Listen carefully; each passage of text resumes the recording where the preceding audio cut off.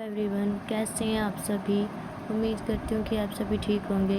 Guys, आज हम Haryana GK का हिस्ट्री का पार्ट करेंगे, जो कि हमारा आज का टॉपिक है पुष्यभूति वंश। ठीक है, तो आज हम पुष्यभूति वंश के बारे में देखते हैं। क्या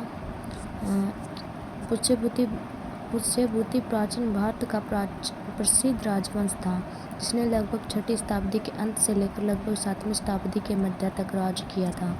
वर्णभट्ट के अनुसार इस वंश के संस्थापक पुष्यभूति ही थे। वह श्रीगढ़ जनपद का राजा था। इसी राजधानी थानेश्वर थी। नरवर्धन, राज्यवर्धन प्रथम, आदित्यवर्धन और प्रभाकर वर्धन, राज्यवर्धन द्वितीय, हर्षवर्धन और पुष्यभूति वंश के 6 शासक हुए हैं। ठीक है, कौन से हुए हैं? नरवर्धन, राज्यवर्धन प्रथम और आदित्यवर्धन और प्रभाकर वर्धन, राज्यवर्धन द्वितीय, हर्षवर्धन और पुष्यभूति वंश के 6 शासक हुए हैं। ठीक है, ये नेक्स्ट हमारा पुष्यभूति वंश का दूसरा नाम है वर्धन वंश। ठीक है, पुष्यभूति वंश का दूसरा नाम क्या है? वर्धन वंश है। ठीक है, पुष्यभूति वंश का संस्थापक पुष्यभूति है। ठीक है, स्थानेश्वर के शिव मंदिर का निर्माण पुष्यभूति ने किया था। ठीक है, स्थानेश्वर के शिव मंदिर का निर्माण तो किया था पुष्यभूति ने। पुनर्निर्माण यानी कि सदाशिवराव ने किया था। ठीक है, सदाशिवराव ने किया था। ठीक है, थानेश्वर का पुराना नाम स्थानेश्वर था। ठीक है, थानेश्वर का क्या था? स्थानेश्वर था। ठीक है, नेक्स्ट है प्रभाकर वर्धन। ठीक है, प्रभाकर वर्धन के पिता आदित्य वर्धन थे। प्रभाकर वर्धन की शादी सुमति से हुई थी। सुमति के 2 पुत्र राज्यवर्धन और हर्षवर्धन थे। एक पुत्री थी राजश्री ने जन्म लिया था। ठीक है, एक पुत्री और थी। हर्षवर्धन में 4 साल बड़ा था। हर्षवर्धन से 4 साल बड़ा था राज्यवर्धन बड़ा था, फिर राजश्री थी और फिर वो हर्षवर्धन था। ठीक है, हर्षवर्धन सबसे छोटा था, राज्यवर्धन से 4 साल बड़ा था। और इसकी बहन थी जो राजश्री, वो 3 साल छोटी थी इससे, राज्यवर्धन से। ठीक है, नेक्स्ट राजश्री का विवाह कन्नौज के मुखरी राजा ग्रीवर्मा के साथ हुआ था। किसका? राजश्री का। ठीक है, प्रभाकर वर्धन की मृत्यु 605 ईस्वी में हुई थी। उसके बाद उसका सबसे बड़ा पुत्र राज्यवर्धन उत्तराधिकारी बना था। ठीक है, प्रभाकर वर्धन के बाद मतलब अपने पिता के बाद जो शासक बना था वो राज्यवर्धन था। ठीक है, ये उत्तराधिकारी बना था क्योंकि ये बड़ा बेटा था प्रभाकर वर्धन का। ठीक है, नेक्स्ट है थानेश्वर विद्रोह दबाने के लिए राज्यवर्धन को भेजता है। थानेश्वर विद्रोह दबाने के लिए राज्यवर्धन को भेजता है। कौन? उनका पिता। ठीक है, 605 ईस्वी में प्रभाकर वर्धन की मृत्यु हो जाती है। 605 ईस्वी में हुई थी, यानी कि 605 ईस्वी में प्रभाकर वर्धन की मृत्यु हुई। उस टाइम पर कौन था? राज्यवर्धन उसके पिता के पास नहीं था, बल्कि युद्ध करने के लिए चला गया था। ठीक है, विद्रोह दबाने के लिए चला गया था। सुमति प्रभाकर वर्धन के साथ सती हो गई थी। ठीक है, सती हो जाते हैं ना, झुलस जाते हैं आग में अपने पति के साथ, तो ऐसे ही सती हो गई थी। ठीक है, तो 605 ईस्वी में राज्यवर्धन राजा बनता है। ठीक है, 605 ईस्वी में राज्यवर्धन की मृत्यु होने के बाद हर्षवर्धन 606 ईस्वी में गद्दी पर बैठा। राज्यवर्धन की मृत्यु के बाद हर्षवर्धन क्या है? 606 ईस्वी में गद्दी पर बैठता है। राजश्री की शादी ग्रीवर्मा के साथ होती है। ग्रीवर्मा की हत्या मालवा के शासक देवगुप्त ने कर दी थी। राज्यवर्धन मालवा के शासक की हत्या कर देता है। राज्यवर्धन जो मालवा के शासक है उसकी देवगुप्त की हत्या कर देता है। ठीक है, तो उसके बाद राज्यवर्धन मालवा के शासक की हत्या कर देता है। देवगुप्त का दोस्त शशांक था। बोधि वृक्ष को शशांक ने कटवा दिया था। शशांक ने धोखे से राज्यवर्धन को घर बुलाकर 605 ईस्वी में उसकी हत्या कर दी थी। ठीक है, नेक्स्ट है राजा Ram Mohan Roy Lord William Bentinck ने सन 1829 में सती प्रथा को बंद किया था। किसने? राजा राम मोहन राय ने और लॉर्ड विलियम बेंटिक ने। ठीक है, 1829 में सती प्रथा को बंद करवा दिया था। ठीक है, महाराजा हर्षवर्धन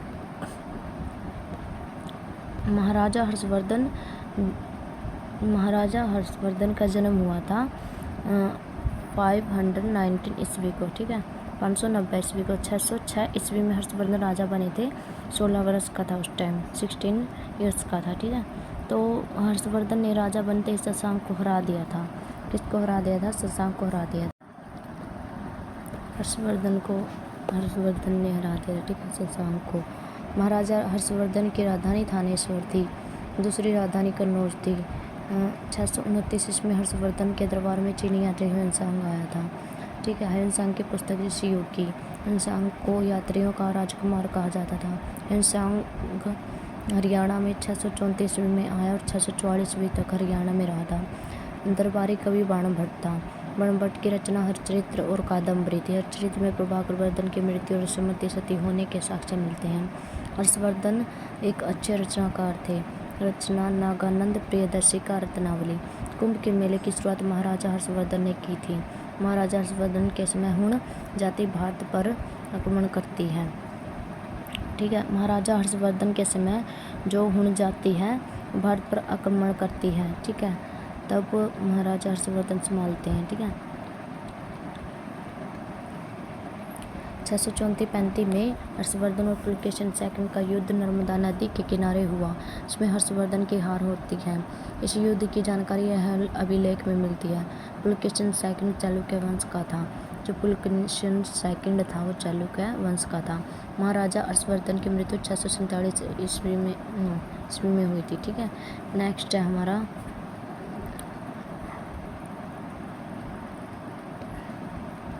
महाराजा हर्षवर्धन का शासनकाल 606 से 647 तक रहा। महाराजा हर्षवर्धन के बाद भारत गुर्जर प्रतिहार वंश के शासन किया। मतलब हर्षवर्धन के बाद कौन सा वंश आया था? गुर्जर प्रतिहार वंश आया था, ठीक है। बांसखेड़ा अभिलेख वर्धन वंश की संपूर्ण जानकारी मिलती है। बांसखेड़ा अभिलेख से वर्धन वंश की जानकारी मिलती है। यह अभिलेख शहजादपुर उत्तर प्रदेश से मिला है, ठीक है। कहाँ से मिला है? शहजादपुर उत्तर प्रदेश से मिला है, ठीक है। नेक्स्ट हर्षवर्धन का जन्म 6वीं शताब्दी में हुआ था।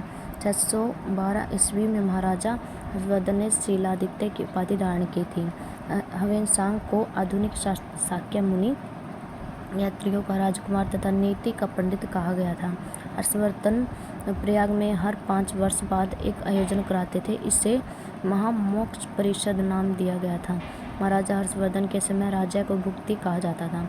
विषय के प्रमुख को विषयपति कहते थे। शशांक के शैव धर्म को मानता था। शशांक था जो शशांक शैव धर्म को मानता था, ठीक है। नेक्स्ट है शशांक बंगाल का शासक था और गौड़ वंश से संबंधित था। गिरिवर्मन मौखरी वंश का राजा था, ठीक है। कहाँ का था? नेक्स्ट नरवर्धन ने वर्णजी से विवाह किया था।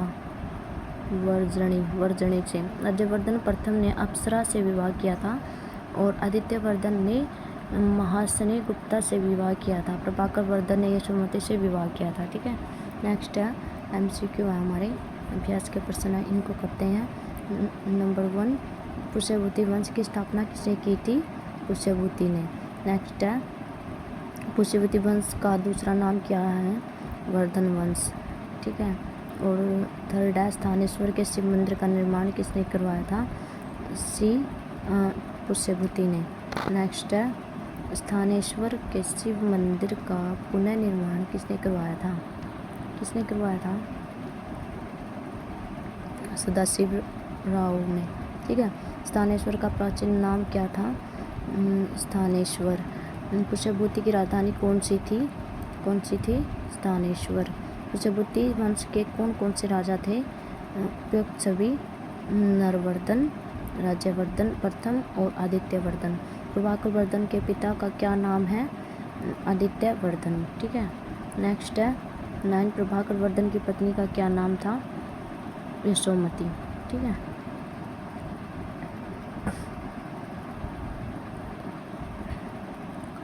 टेन प्रभाकर वर्धन से कितनी संतान थी? प्रभाकर वर्धन की कितनी संतान थी? 3, ठीक है। 11 प्रभाकर वर्धन के पुत्रों का क्या नाम था? क्या था? इनके राज्यवर्धन और हर्षवर्धन, ठीक है। 12 प्रभाकर वर्धन की पुत्री का क्या नाम था? राजश्री। 13 प्रभाकर वर्धन की मृत्यु कब हुई थी? 605 ईस्वी में। प्रभाकर वर्धन के बाद गद्दी पर कौन बैठा था? राज्यवर्धन।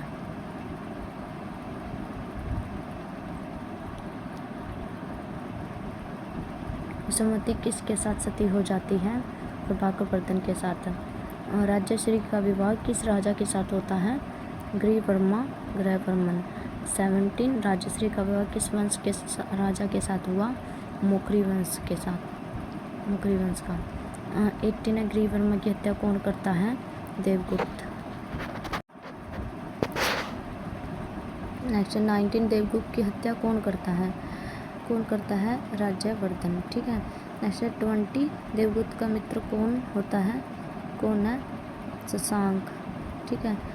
राज्यवर्धन की हत्या कौन करता है? शशांक। और शशांक किस वंश का राजा था?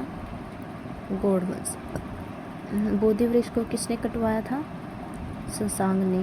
राज्यवर्धन की मृत्यु कब हुई थी? 605 ईस्वी में। ठीक है। 25 है।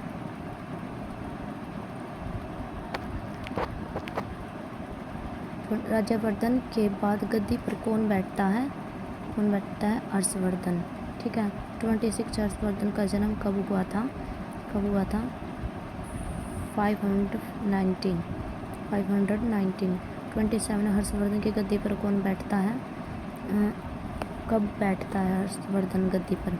606 ईस्वी में। शशांक की हत्या कौन करता है? हर्षवर्धन। नेक्स्ट है 29 हर्षवर्धन की कितनी उम्र में राजा बना था? 16 वर्ष में। हर्षवर्धन की पहली राजधानी कौन सी थी? स्थानेश्वर। हर्षवर्धन की कौन सी रचना है? उपयुक्त सभी, नागानंद, प्रियदर्शिका और रत्नावली। ठीक है। यशोमती के सती होने के साक्ष्य कहाँ से मिलते हैं? हर्षचरित्र से। कुंभ के मेले की शुरुआत किसने की थी? हर्षवर्धन ने। 34 महाराजा हर्षवर्धन के समय भारत पर कौन सा आक्रमण करते हैं? हुण। कौन आक्रमण करते हैं? हुण। 35 है। महाराजा हर्षवर्धन को क्या कहते थे? शिलादित्य। 36 महाराजा हर्षवर्धन ने शिलादित्य की उपाधि कब धारण की थी? 612 में। 37 महाराजा हर्षवर्धन का शासनकाल कब से लेकर कब तक था? 606 से 647 तक। 38 हर्षवर्धन और पुलकेशिन के बीच युद्ध कब हुआ था? 634 से 635। 39 हर्षवर्धन और पुलकेशिन के बीच युद्ध किस नदी के किनारे लड़ा गया था? नर्मदा। 39 हो गया। 40 पुलकेशिन किस वंश का शासक था? चालुक्य वंश का। 41 है। हर्षवर्धन और पुलकेशिन द्वितीय के बीच युद्ध की जानकारी हमें किस अभिलेख से मिलती है? ऐहोल अभिलेख से। 42 हर्षवर्धन और पुलकेशिन द्वितीय के बीच युद्ध में जीत किसकी होती है? पुलकेशिन द्वितीय की। 43 हर्षवर्धन किस से युद्ध करते हुए हारा गया? पुलकेशिन द्वितीय से। शशांक किस धर्म को मानता था? किसको मानता था? बौद्ध को। हर्षवर्धन किस शताब्दी में राजा बना? 7वीं में। हर्षवर्धन जन्म किस शताब्दी में हुआ था? 6वीं में। 47 कनौज का क्षेत्र किस राजा का था? ग्रहवर्मा या ग्रहवर्मन।